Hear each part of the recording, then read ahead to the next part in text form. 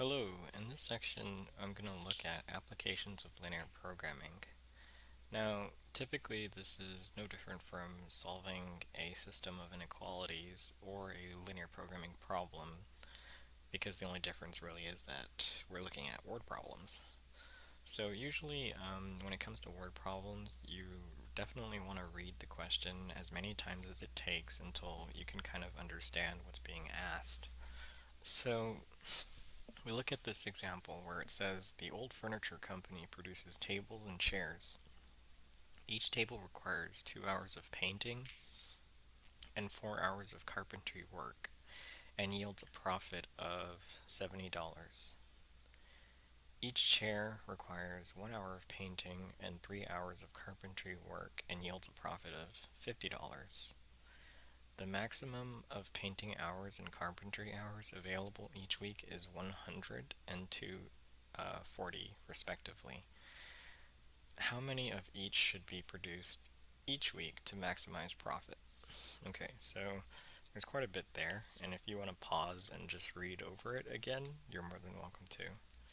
So the thing that I normally like to do is to kind of just grab every bit of information. But before we do that, let's just go ahead and start naming some variables. So x will be the number of tables, and y can be the number of chairs. Now, for each of these, we have that there's two different departments. You have that there's the painting and carpentry. So what we can do here is let's go ahead and just create a table. So um, let's say that we have that there's the department, and then we have that there's the tables, and then we have that there's the chairs, and then we have that we're just going to call this the max hours. Okay, now for each respective department, we're just going to label this as painting and this as carpentry. Okay, now specifically we already know that the tables is going to be your x and that the chairs is going to be the y. Now for the painting, and we'll have to go back over here, for the tables you have that it takes 2 hours for painting, and then you have that for the chair it requires 1 hour of painting. The maximum number of hours that's available for painting is 100.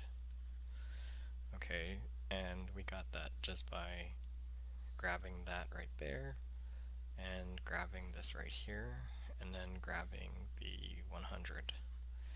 But now I need to grab the other information. So we have that the other information tells us that it's going to be 4 hours for carpentry for the table. That's right over here. And then we have that it's going to be 3 hours for the carpentry for the chair. Now the maximum number of hours that's available for the chairs is 240, so we have 240 right here. Now normally in class I would probably go ahead and say, well, since I know that this is maximum, then I know that there's kind of like a less than or equal to symbol right there. Now, interestingly enough, we have that there is profits per items, so we have that for the tables it's going to be $70, and for the chairs it's going to be $50. So if you want to add in like another row, you can probably just put profit right here and then just put how much that's going to make. So that's going to be $70, and you have that that's going to be 50. Okay, so in either case, this is enough information to go ahead and formulate um, the linear programming problem. So we'll go ahead and say that the goal of this problem, and I'll just scroll back up somewhere. The goal of this problem is to maximize the profit. So we know that most definitely this is a maximization problem. So we're just going to write it like this. We want to maximize. Now, your objective function is basically the profit, where you have that's going to be 70x plus 50y. Now remember that basically this right here represents the objective function. Okay, now this is subject to some constraints. So we have subject to, okay, so we know that this is going to be 2x plus y is less than or equal to 100. Then we have furthermore that 4x plus 3y is less than or equal to 240. Now, the other constraints of which that you would need to add in is that, well, the tables and the chairs, they both have to be non-negative. So we have x is greater than or equal to 0, and y is greater than or equal to 0. Now, the things of which that we would need to do next is to go ahead and find the feasible region. And keep in mind that these right here are your constraints. Okay, now you can probably label these inequalities respectively if you wanted to. That way you kind of know like which are which. Um, Now really this right here, these last two, that's basically just restricting you to quadrant 1. So let's go ahead and do it like this. So we're going to look at the first inequality. The first inequality, you just need to get the x-intercept, which in this case, the x-intercept is where the y is equal to 0. So if we go ahead and we set y to 0, then that's going to give us 50, comma 0. And if we look at the y-intercept, that's just going to give us 0, comma 100.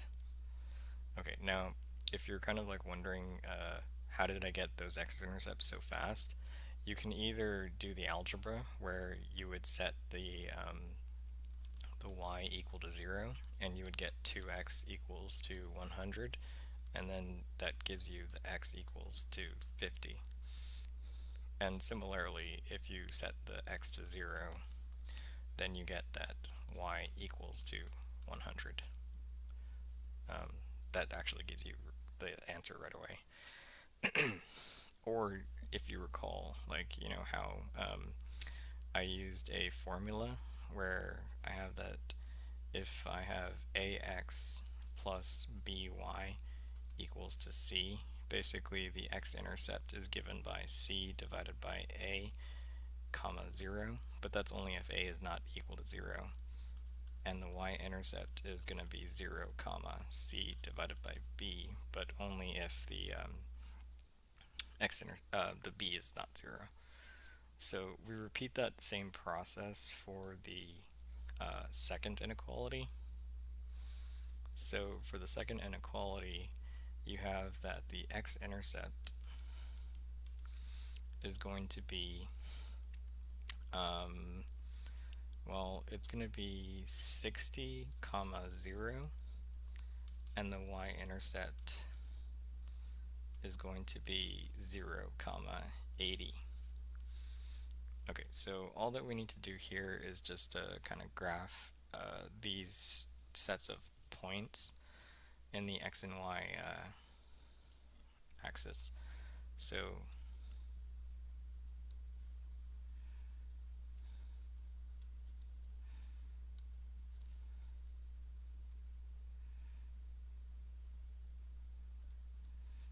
so let's see. We need 60 and 0. Okay, so let's say that, for example, that this is 60, and then we need 100, right? So this is going to be 100. Now, of course, this is going to be 30, and this is going to be like 45, and this is going to be 15. Okay, so that kind of gives us an idea about our scale. And then I have that roughly, approximately, this is going to be like 50, and that's going to be 75, and that's going to be 25. Okay, now I need to basically find my points. So we know that there's one at 0, 100, and then we know that there's another one at 50 comma 0. Um, let's see, 15, 7, 52. Okay, so 50 is going to be like right about there. Okay, now let's go ahead and plot the other 2 points though. We have 60 comma 0. Now the 80 is going to be like right about there, so they're very close. So let's go ahead and use our ruler. Okay, so I need to pass through 0, 100, and 50.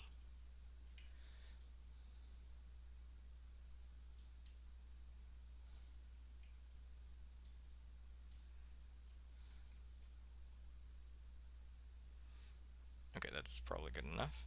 So let's go ahead and draw this line.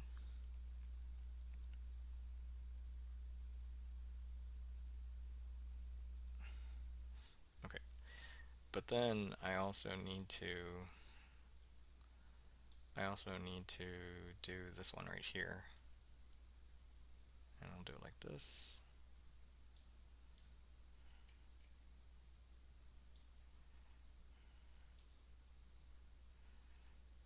These are very close together.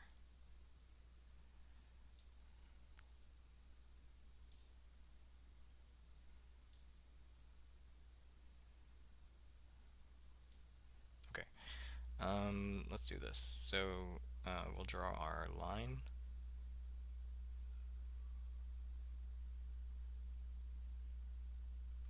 Okay, and we can get rid of our ruler.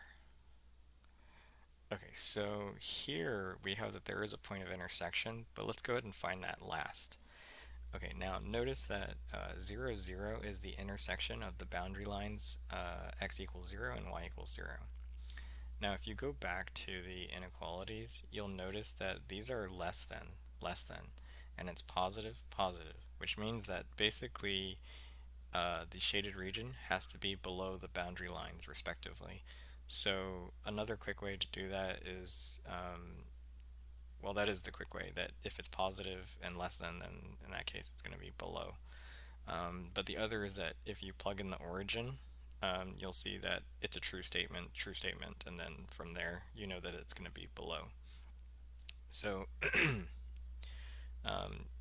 yeah, so I know that basically that the shaded region is going to have to be below both of the two lines. So we'll just draw it like this.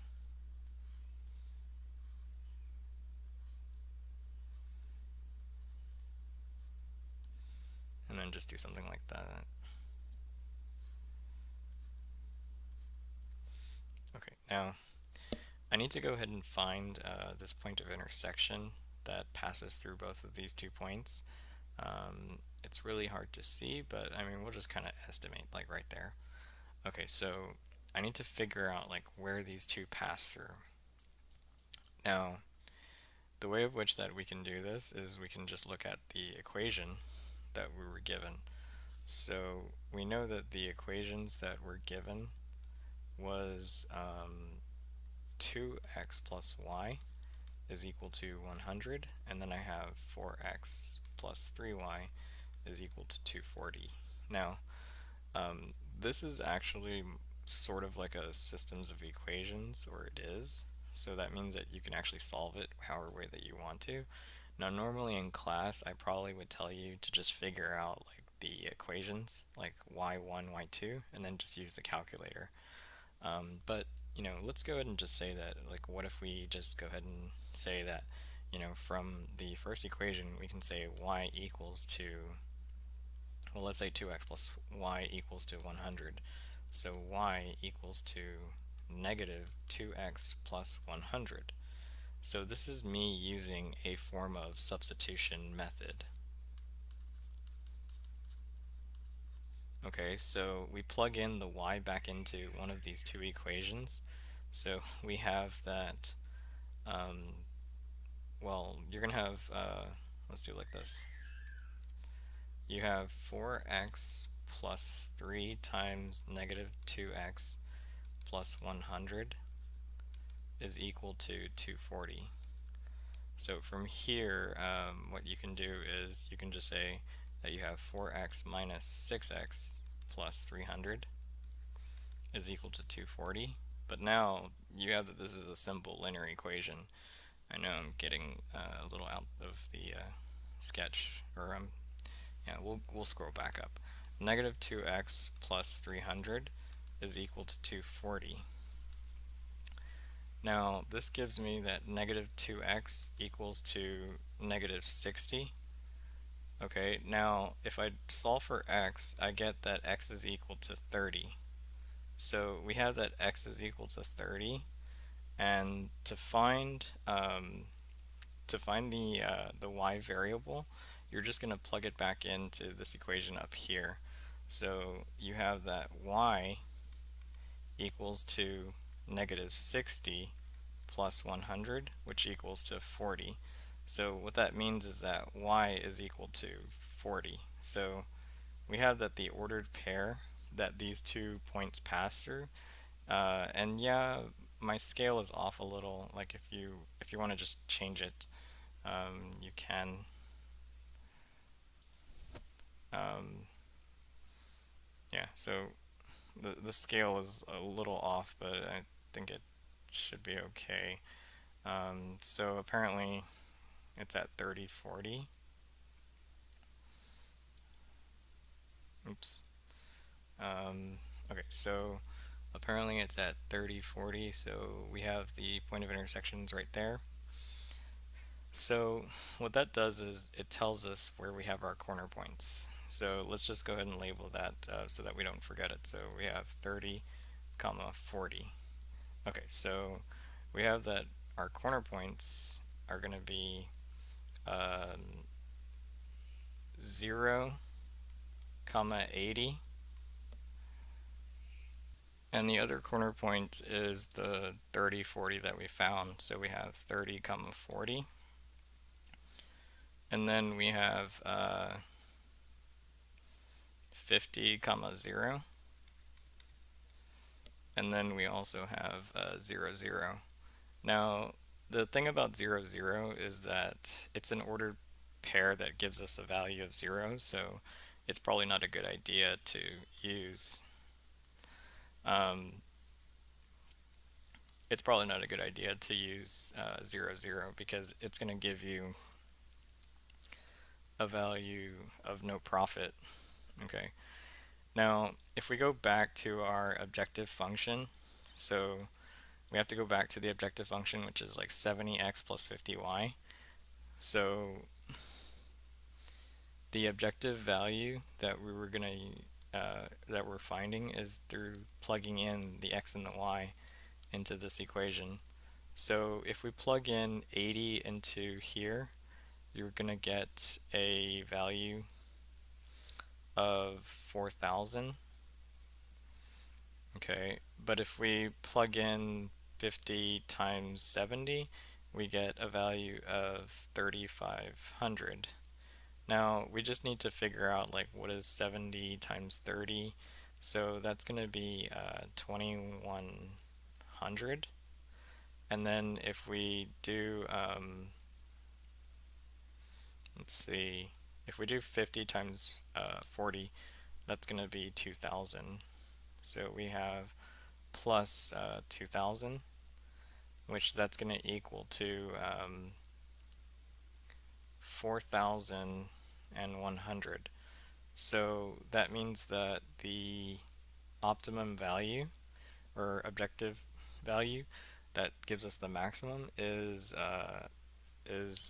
4100. So that's going to be the profit. Okay, so what we'll do is we'll just say that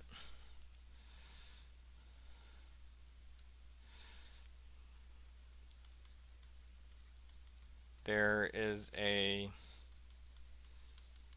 profit of 4,100 if 30 tables, let's just make sure, uh, yeah, 30 tables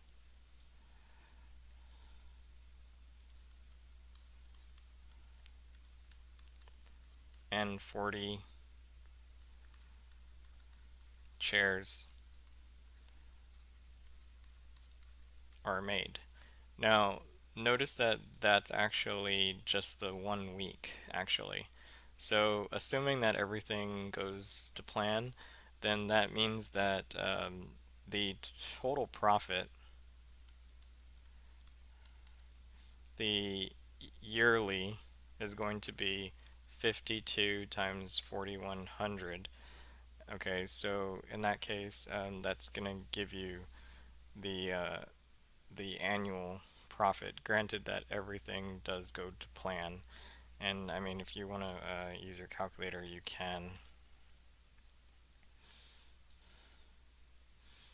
which will give you 52 times 4100, which is like close to $250,000. So you have that, that's going to be 213,200, and that's per year. Okay. Now, in the next section, we're actually going to look at different examples of how do we solve for the maximum profit using more unknowns. So that's actually going to be somewhat more complicated. But it's best that you do focus for now on solving linear programming problems using the graphing method when you have two unknowns. But once you get into three unknowns, four unknowns, that's where we have to use different methods.